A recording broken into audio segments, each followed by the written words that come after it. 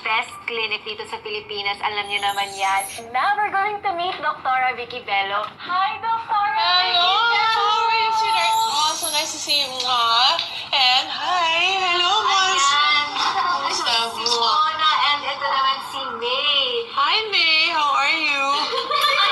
Opo muna kayo, Yes, May. What can I do for you today? Dati, ang security talent ko, yun talaga yung ilong ko. Ever since yung kung nag-aaral pa ako, elementary, ganun yung mga lesson ko. Binubuli ako dati. Dahil? Oo, kasi dahil sa ilong ko yung pango, gano'n, di ba? Ilang taon na ba si May sa inyo? 4 years. Pero 4 si Casey, years. sisters sila. Oh. Si Casey, 6 years. Okay. Parang pamilya na. Okay. So, gusto niya ipagawa sa iba kasi mas mura. Sabi ko, no, you go to the best. Kasi kapag mukha to, Isa lang yung mukha mo, May. Pag nasira na yan, mahirap, di ba? Anyway, kami dito, ang tagal na namin gumagawa ng ilong, mga 30 years na. Ang dami na namin ginawa. In fact, 1 year ang waiting list namin. So, gusto mong pagawa ng ilong, normally, next year ka pa makakapasok.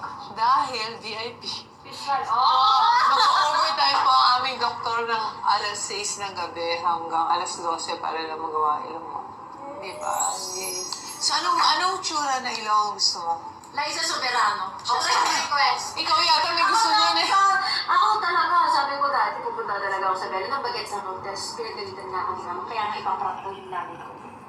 Kasi sabi ko, Dok, gusto ko yung, alam mo yung tip na nag-weighted? May konting uplift.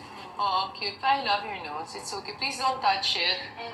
So dito sa Belo, ang ginagawa namin, hindi nose lift. Ang pangalan doon, nose restructuring. At saka sa Belo, hindi namin sinasalpak lang. May ibang doctor na kumukuha lang sila ng implant, nilalagay ng lahat. Tapos mukhang fake na fake kasi of course, parang ready-made na. Kami, binabagay namin sa mukha mo. Like in your case, May, your face is small. So dapat yung ilong mo small, di ba? So dapat i-nose trim yan. I-trim ng konti. Tapos of course, konting tip para mas bagay na sa face mo. Kailangan talaga may konting hiwa. Pero ang maganda sa amin, talagang yung scar na sa loob hindi kita. Tapos ililiit niya. Number 1, sa nose, hindi masakit at all ang healing. Kasi usually, merong nilalagay na parang cast na ilalagay dito para hindi siya mag-bruising. Dito ang lalabas ang bruising mo, pero dito sa nose, wala. Tapos, hindi siya masakit. Basically, yun lang naman. No buhat na mabigat, no swimming. And after 1 month, heal na lahat yan. Pwede mo nang gawin kahit. And how old are you? 25. Kasi mas bata, mas mabilis. Di ba? Pag mas matanda, matagal yung healing. So it can range anywhere, I would think really actually from 1 month to 3 months. Yes. Yay!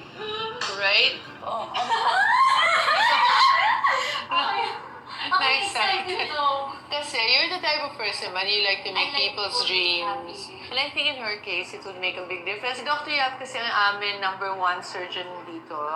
Actually, for noses. Matagal na siya kay Bella. Siguro mga 28 years. And nakikita ko lahat ng noses na super ganda.